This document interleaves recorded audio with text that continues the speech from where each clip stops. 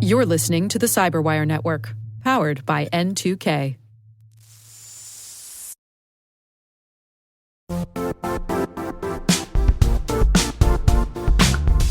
The DMV has established itself as a top-tier player in the global cyber industry. DMV Rising is the premier event for cyber leaders and innovators to engage in meaningful discussions and celebrate the innovation happening in and around the Washington, D.C. area. Join us on Thursday, September 18th to connect with the leading minds shaping our field and experience firsthand why the Washington, D.C. region is the beating heart of cyber innovation. Visit dmvrising.com to secure your spot.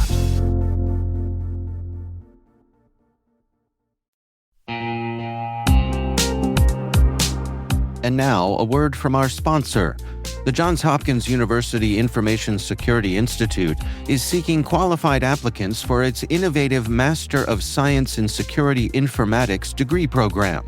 Study alongside world-class interdisciplinary experts and gain unparalleled educational, research, and professional experience in information security and assurance. Interested U.S. citizens should consider the Department of Defense's Cyber Service Academy program, which covers tuition, textbooks, and a laptop, as well as providing a $34,000 additional annual stipend. Apply for the fall 2026 semester and for this scholarship by February 28th. Learn more at cs.jhu.edu/MSSI.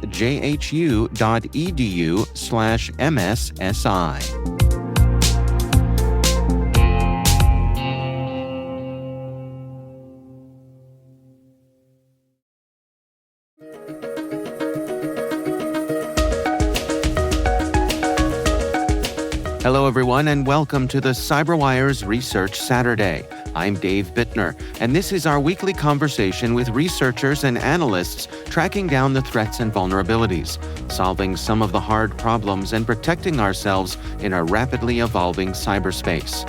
Thanks for joining us.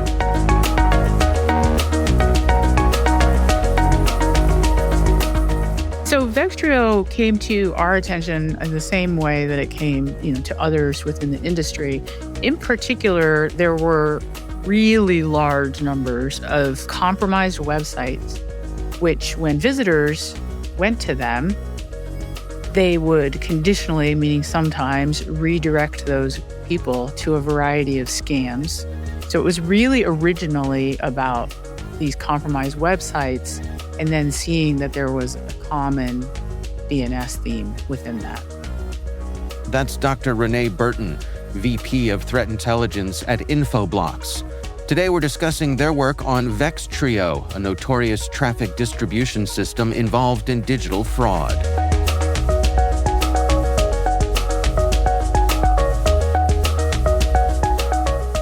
Well, you all describe Vextrio as having its roots in spam, and then evolving through scam tactics and eventually becoming part of malicious ad tech.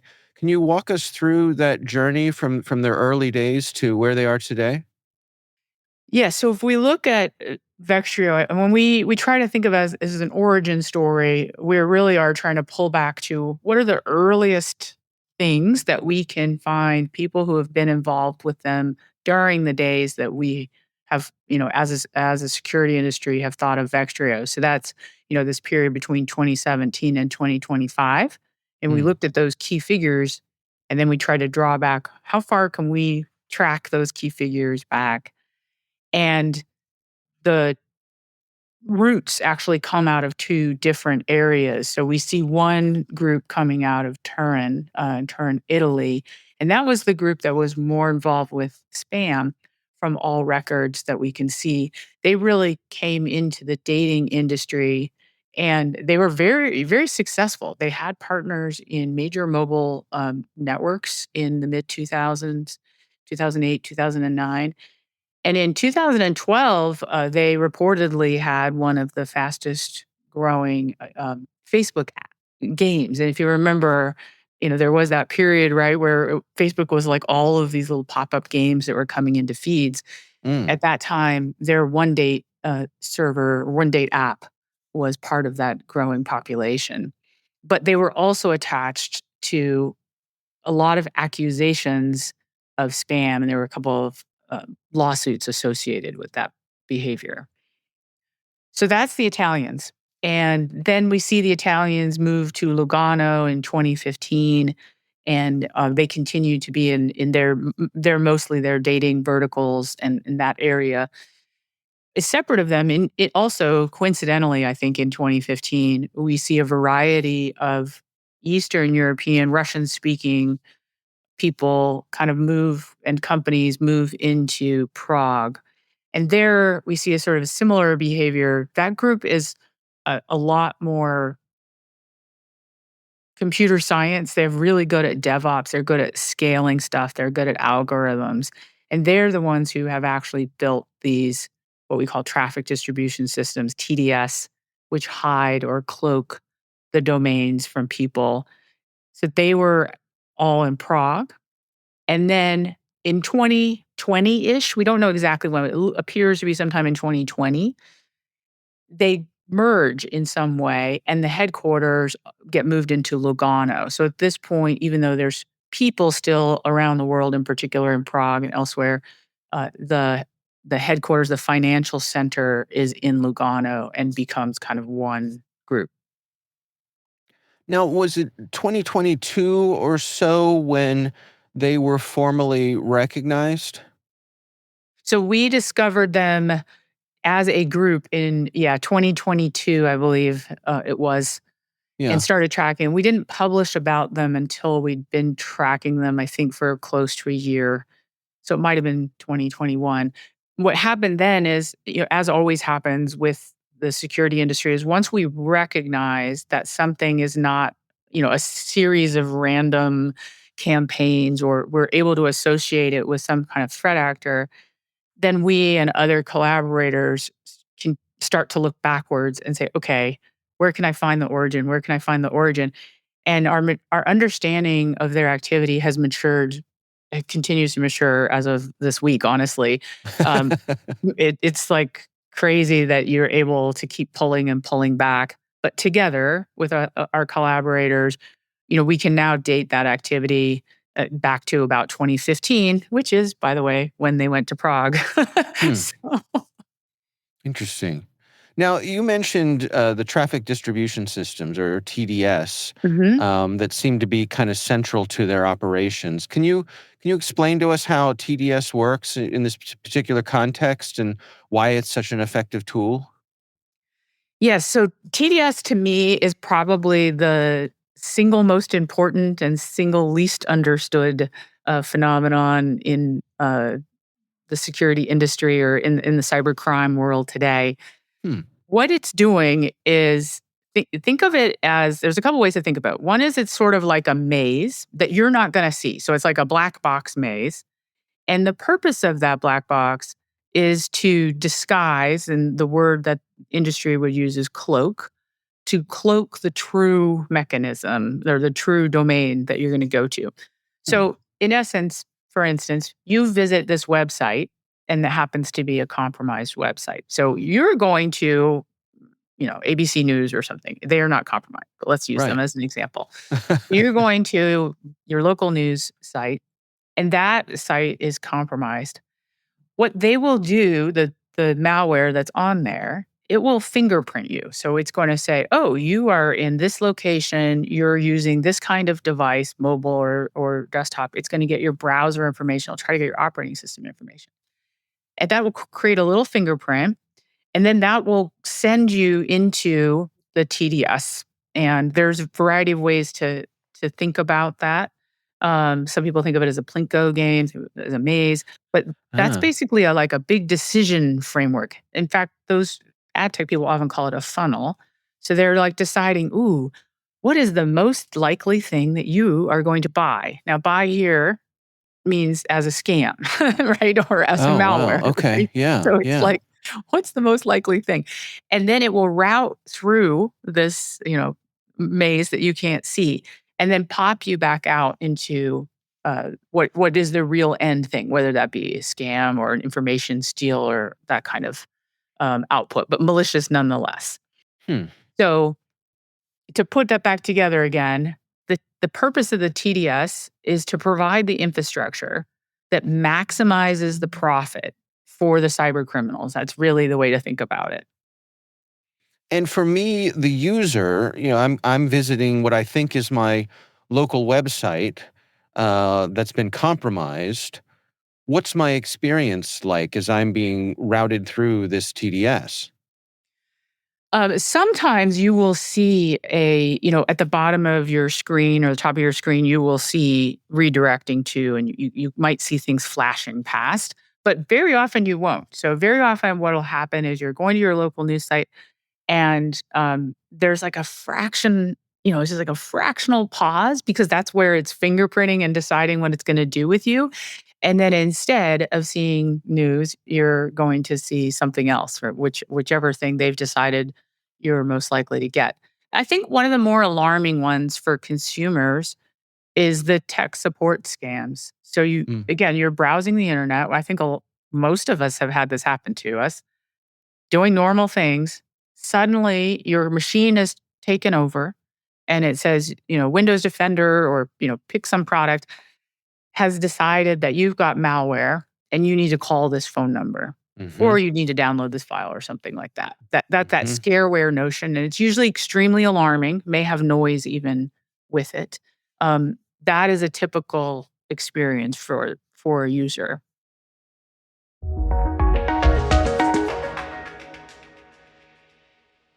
We'll be right back.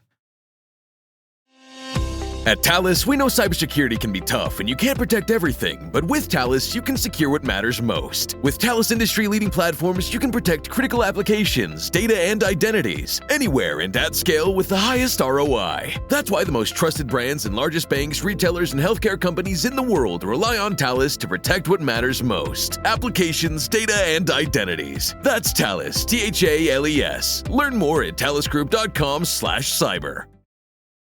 You tune in here at Research Saturday every single week. Now we'd love to hear from you. Your voice can help shape the future of N2K networks. Tell us what matters most to you by completing our annual audience survey.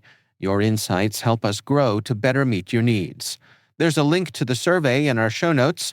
We're collecting your comments through August 31st. Thanks.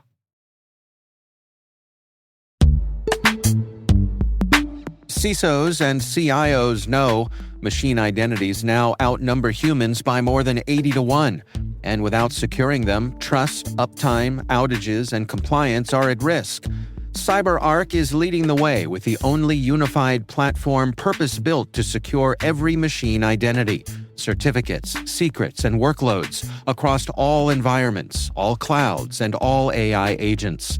Designed for scale, automation, and quantum readiness, CyberArk helps modern enterprises secure their machine future. Visit cyberark.com/machines to see how.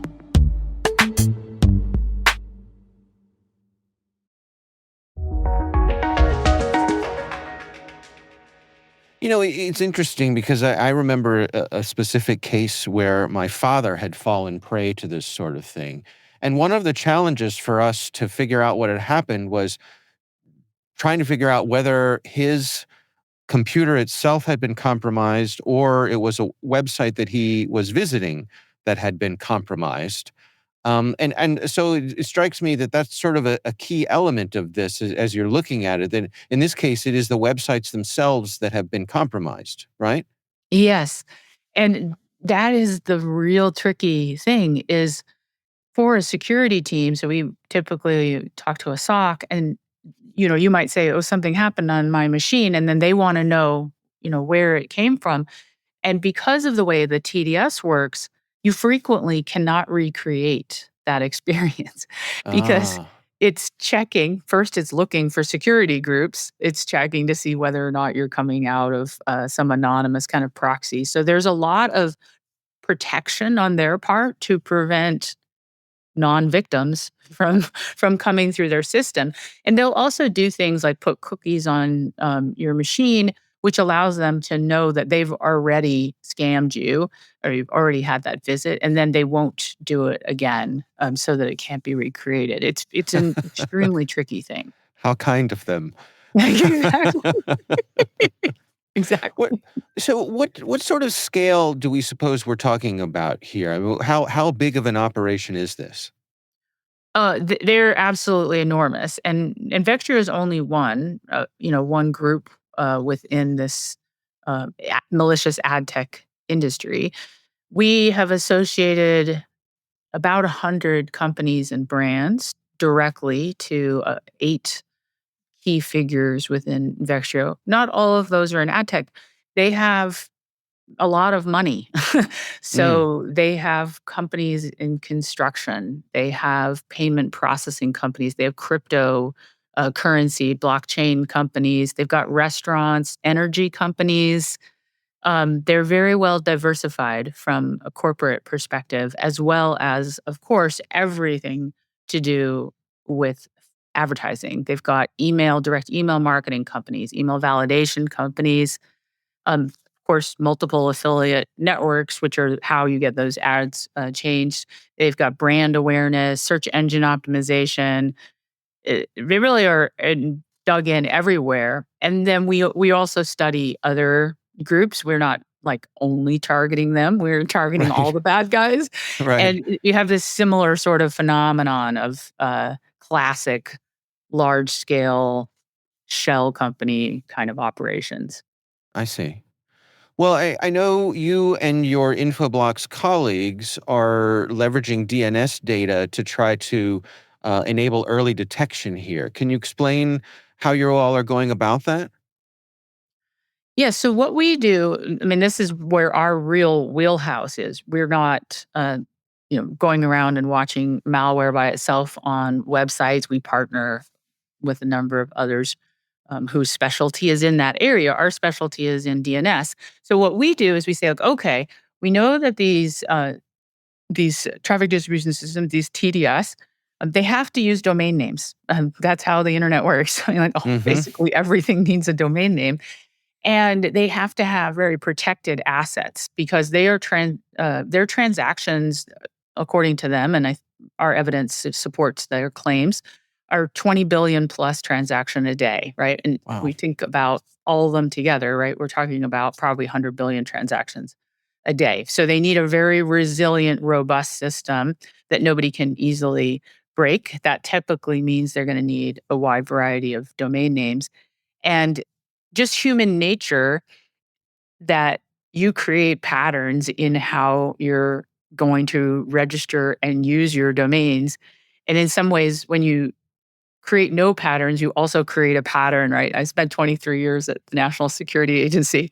And so have a lot of experience in looking for patterns where other people are not looking for patterns or where you don't realize that you're placing that down. And then we combine all of those things together and we have like a fairly complex apparatus that is watching for domain name creation and use in these contexts. I see. So, what are your recommendations then? I mean, based on the information that you've gathered here, what should people do to protect themselves? Well, there's a couple of things. So there's always education, of course. In the sense that if your machine suddenly comes up and says you have malware, Google, Google or Microsoft say, something's wrong with your machine, you don't, right? In most cases, these things you can actually back out of them. Or if you're suddenly redirected to a variety of places or something seems to be too good to be true, of course, education wise, for our end users, we want to do that. For our security, we also want to be aware. Most people in the security industry are not aware of TDS. It's been quite a educational process to bring us this far. And really from a security or protection apparatus, DNS is the most effective in the sense that it has the largest application because every connection that you're going to need, whether that's coming from a compromised site or whether they've done the lures through Instagram or whether it's a Google ad or a Facebook ad, in the end, they're going to need a domain name. And so protective DNS, whether that's, provided through a commercial company or some other fashion, people can roll their own if they really want to. That is really the best way to be protected against these kind of folks. And of course, taking them down, right? Right. You mentioned that that TDS is sort of flown under the radar when it comes to security professionals. Why do you suppose that is? It's really a visibility issue in the sense that when you work in the field, you or your product or your company has a specialty. You're there to protect people's websites, for example, or you're there to protect people's advertising, whatever your specialty is. And as a result, you might see a lot of times when I talk to people, they're like, "Oh yeah, I saw a bunch of redirects." For you, that probably doesn't matter because you're not a DNS company. You're not really protecting in the domain space. You're looking for malware, and it just isn't that important. But for us, that's since what we do is domain name intelligence, DNS intelligence. We are hyper focused on breaking that cycle within that maze or funnel aspect of things. Right. I'm just I'm imagining you standing on a street corner, yelling out to all your colleagues, "Are you not seeing this?" Yes, that is what I do every day. Right. Well, I think I have everything I need for our story here. Is there anything I missed? Anything I haven't asked you that you think it's important to share? We have seen Vextrio and some of the other major malicious ad tech. We have seen them in over 50% of our customer networks. It's extraordinarily broadly seen. I think Vextrio is something like 88%, over time we've seen. And then they have insanely popular domains. So they're CDNs where they're storing their images in order to do the content delivery fast. Those domains are in the top 10,000 as measured by popularity worldwide, which means they're really, really, really popular.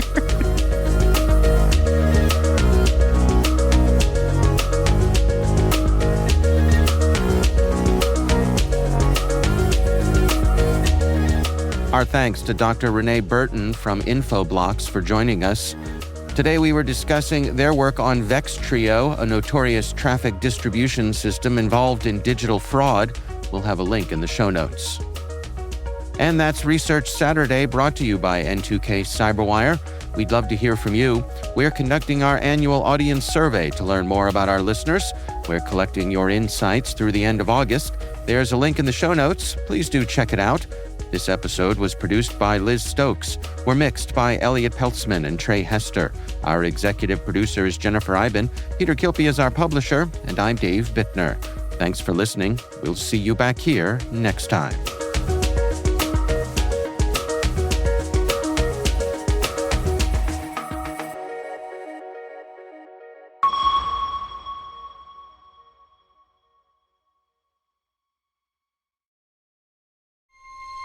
This episode is brought to you by FX's Alien Earth, the official podcast. Each week, host Adam Rogers is joined by guests, including the show's creator, cast, and crew, in this exclusive companion podcast. They will explore story elements, deep dive into character motivations, and offer an episode-by-episode behind-the-scenes breakdown of each terrifying chapter in this new series. Search FX's Alien Earth wherever you listen to podcasts.